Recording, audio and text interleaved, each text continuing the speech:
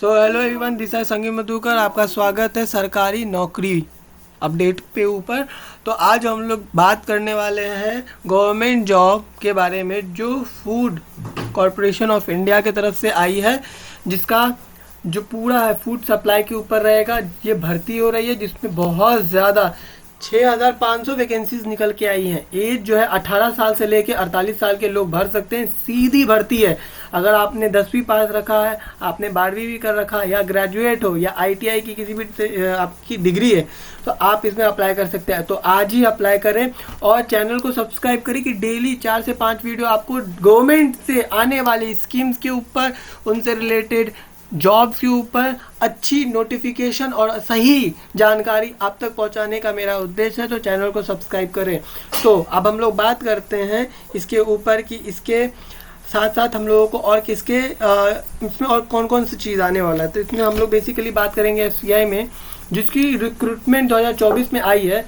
ये food department के ऊपर आई है। मतलब एफसीआई जो food corporation of India, Bharat सरकार द्वारा जो एक फूड के ऊपर जो बनाई हुई पूरी एक संस्था है, इन्होंने पूरी की पूरी एक निकाली है। तो बहुत अच्छी जॉब है।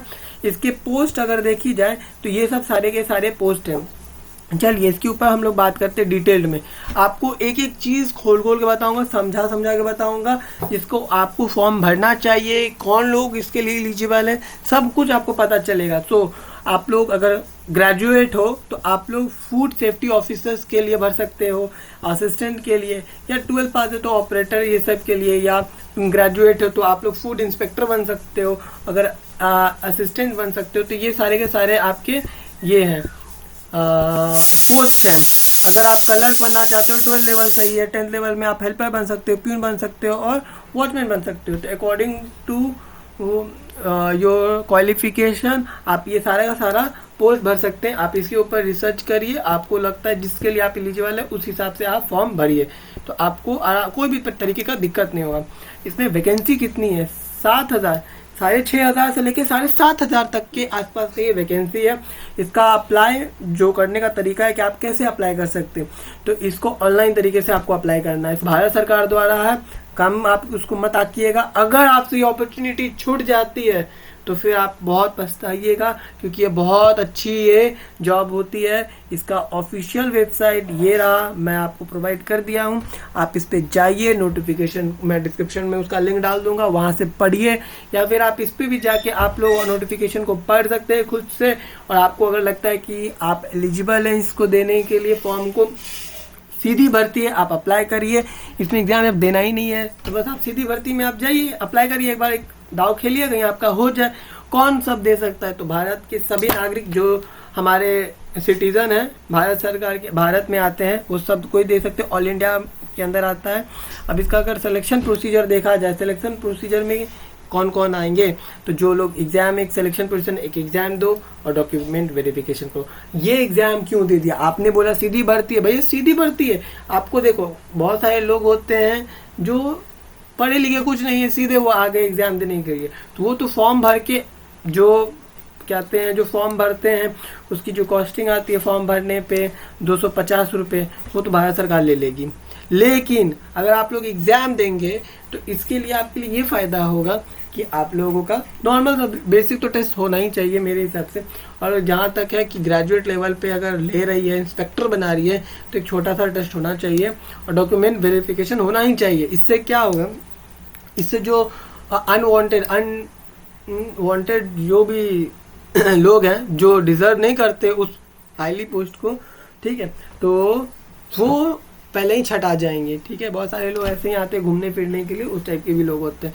तो आप लोग का टाइम वेस्ट नहीं होगा। आपको लगता है कि आप लोग एलिजिबल है तो भरिएगा। इसकी सैलरी बहुत अच्छी है, ठीक है, 28,200 से लेके 79,200, बहुत अच्छी। 80,000 लमसम हो जाता है। तो ये और भी बहुत सारी चीज़ों को मिलाकर आपका ऑलमोस्ट 1 लाख तक मुझे लगता है पहुंच जाएगा। एफसीआई का है, सेंट्रल गवर्नमेंट के अंदर आती है, के एकदम अच्छे से देगा सैलरी। मिनिमम एज की बात की जाए 18 साल, 40 साल इसका है। मैक्सिमम। और इसके साथ अप्लाई किया जाता है as per the rule of government of India. उसमें ओबीसी और जो कैटेगरी के जो लोग होते हैं उनको 3 साल, और जो SC ST के लिए होते हैं उनको 5 साल का जो बेसिक होता है वो भी दिया जा सकता है, क्योंकि एज पर द रूल यहाँ पे नोटिफिकेशन में जो मैंने ढूंढा वो दिया गया था। एप्लीकेशन फ़ी के बारे में बात किए थे तो 250 रुपया दिया जाएगा जनरल OBC वाले के लिए, ठीक है। और जो SC ST से बिलोंग करते हैं उनको तो सीधा सा कुछ नहीं देना है, तो आपको तो देना ही चाहिए। उसके बाद और कौन कौन से लोग इसके लिए एलिजिबल हैं, चलो मैं इसको हटा देता हूँ। जब मैं इसके बारे में रिसर्च कर रहा था तो मैंने हर एक पॉइंट को हाईलाइट किया था कि मैं आपको बताऊंगा। तो चलिए हम लोग इस बात करते हैं इसमें डिटेल में। इसके अगर एजुकेशन क्वालिफिकेशन की बात की जाए कि एजुकेशन क्वालिफिकेशन में आप 10th हो, 12th हो या किसी भी ग्रेजुएट हो, किसी भी रिकॉग्नाइजेशन बोर्ड से, यूनिवर्सिटी, तो आप एक बार नोटिफिकेशन पढ़ो और उसके बाद सीधे अप्लाई करो, ठीक है। आप लोग ऑफिशियल नोटिफिकेशन खुद से पढ़िए, मैं डाल दूंगा डिस्क्रिप्शन में। FCI में कैसे रिक्रूटमेंट होती है और इसका क्या है नया रिक्रूटमेंट का रूल्स है। तो सबसे पहली बात तो सबसे पहले आपको तो रूल्स पता होने चाहिए। तो आप पहले एक काम करना है कि सबसे पहले आप जाके उसके नोटिफिकेशन को पढ़ लेना, पहली बात। दूसरी बात कि आप उसके ऑफिशियल वेबसाइट पे जाके नंबर ऑफ वैकेंसी देख लेना, ऑनलाइन है, मोड ऑफ क्या है। अपने आप को रजिस्टर करिए, पर्सनल डिटेल्स डालिए, एजुकेशन और पे करिए फ़ी को, ठीक है। पर्सनल डिटेल में अपना माता पिता का नाम, कहाँ के रहने वाले हैं, आपका पैन कार्ड नंबर, आधार कार्ड नंबर, मोबाइल वेरिफिकेशन, मतलब वो सारी चीज़ें जिससे गवर्नमेंट आपसे कांटेक्ट कर सके। अगर आप एलिजिबल है तो गवर्नमेंट भी नहीं चाहेगी कि आप छूट जाओ। क्यों? क्योंकि उसका भी फायदा होगा आपके द्वारा। तो आप लोग का फॉर्म भरा है, आप लोग जाए वहाँ पे काम करो और भारत सरकार अपना काम करवाए आपसे, और दोनों लोगों का प्रोग्रेस हो। दोनों लोगों में मतलब आपका भी हो, आपको भी एक सरकारी नौकरी मिल जाए, जो मेरा उद्देश्य है कि आपको नोटिफिकेशन पहुंचाना सरकारी जॉब के बारे में, तो वो भी काम हो जाए। और दूसरा कि भारत सरकार को भी एक ऐसा बंदा मिले जो ईमानदार हो और सच में वहाँ पे काम करके देश का नाम रोशन करे, उनकी मदद करे। अपना मोस्ट इंपॉर्टेंट चीज़ फोटोग्राफ डालना है सही सही, और सिग्नेचर। तो आप रिसेंट अगर ताज़ा अगर आजकल का फ़ोटो जो होगा फॉर्म भरने के टाइम का, तो आप उसको देख लीजिएगा कि आपका 1 महीना या 15-20 दिन पुराना फ़ोटो है, आप उसको अपलोड कर दीजिएगा। 3 महीने तक का पुराना तो आराम से हम लोग अपलोड कर ही सकते हैं, अगर किसी तरीके का कोई एक्सीडेंट नहीं हुआ है, चेहरा पे कटा फटा नहीं है, कोई भी तरीके का परमानेंट कोई दाग ना बन गया हो। फॉर एग्जाम्पल अगर फॉर्म भर रहे हैं और लास्ट वीक हम लोगों को बहुत मान के चलिए किसी को बहुत ही बुरा एक्सीडेंट हो गया, जिसके चेहरे पे अगर चोट लग गई है, जो कि वो बहुत ही डेंजर कभी जाने वाली नहीं है, तो आप लोग रिसेंट एक फ़ोटो क्लिक करवा के उसको अपलोड कर दीजिए। सिग्नेचर जो आप लोग डालिएगा अपलोड करके, उसका डायमेंशन आप अच्छे से चेक कर लीजिएगा, उसी डायमेंशन में डालिएगा। और जो तरीका आप सिग्नेचर का करिएगा वहीं आप याद रखिएगा और हमेशा वहीं दीजिएगा जो आप वहाँ पे, जैसे पूरा नाम होता है तो पूरा नाम आप लोग डालिएगा, जिससे आप लोग हमेशा याद रहेगा, अच्छा मेरा नाम तो ये, तो मैं तो वहीं हमेशा डालता हूँ, तो चेक करने वाला भी कंफ्यूज ना हो, अच्छा भैया जो सिग्नेचर कुछ और है, आया कुछ और है, कर कुछ और है। तो ये नहीं होना चाहिए, फिर आपका पता चला कि फॉर्म सीधे रिजेक्ट कर दिया जाएगा वहाँ पे। यहाँ पे ऑफलाइन वैकेंसी अगर रहेगा तो आप लोग अटैच करिएगा और नेसेसरी जो डॉक्यूमेंट जो ऊपर मैंने बताया वो सारा डॉक्यूमेंट अपना अपलोड करिएगा, जो जो इम्पोर्टेंट है वो सारा का सारा।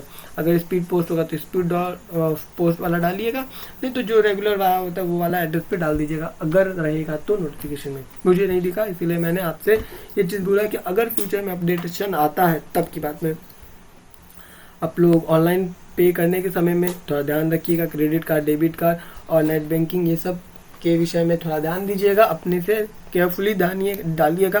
किसी भी लिंक पे डायरेक्ट क्लिक करके नहीं करिएगा, देखिएगा उस पर FCI ये सब कुछ लिखा हुआ है कि नहीं, सारे लिंक को रीड करिएगा तो आप कंफर्म होके पे करिएगा, ठीक है। एडमिट कार्ड इस सब पे अपनी नजर लगाए रखिएगा नोटिफिकेशन के लिए। इन दोनों के लिए मैं आपको बोलता हूँ कि आप लोग इसके लिए वेबसाइट पे जाइए ही जाइए, साथ में मेरे चैनल को सब्सक्राइब कर दीजिए कि आपको एडमिट कार्ड अगर रिलीज होता है तो वो भी मैं बता दूं और एग्जाम का भी वो भी बता दूं। कोशिश करूंगा कि इसकी एग्जाम पैटर्न के बारे में भी मैं आपके साथ थोड़ा डिस्कस कर सकूं, ठीक है। तो आप लोग कमेंट में बताइएगा इसके बारे में, तो मैं आपसे मिलूंगा नेक्स्ट वीडियो में। इसके लिए एक मोस्ट इंपॉर्टेंट चीज़, मैं इसको हटा देता हूँ, ये 2 चीज़ जो है, हाँ, तो इसमें क्या है कि अप्लाई करने का लिंक आपको मैं नीचे डाल दूंगा, आप वहाँ से कर लीजिएगा, और इसका ऑफिशियल लिंक भी मैं नीचे डाल दूंगा डिस्क्रिप्शन बॉक्स में। तो आप लोग अच्छे से इसको पढ़ लीजिएगा, उसके बाद ही आप कहीं पे फॉर्म भरने के लिए होगा करिएगा, मतलब कि आपको लगे कि हाँ आप एलिजिबल हैं इसके लिए, तभी जाके आप इस फॉर्म को भरिएगा।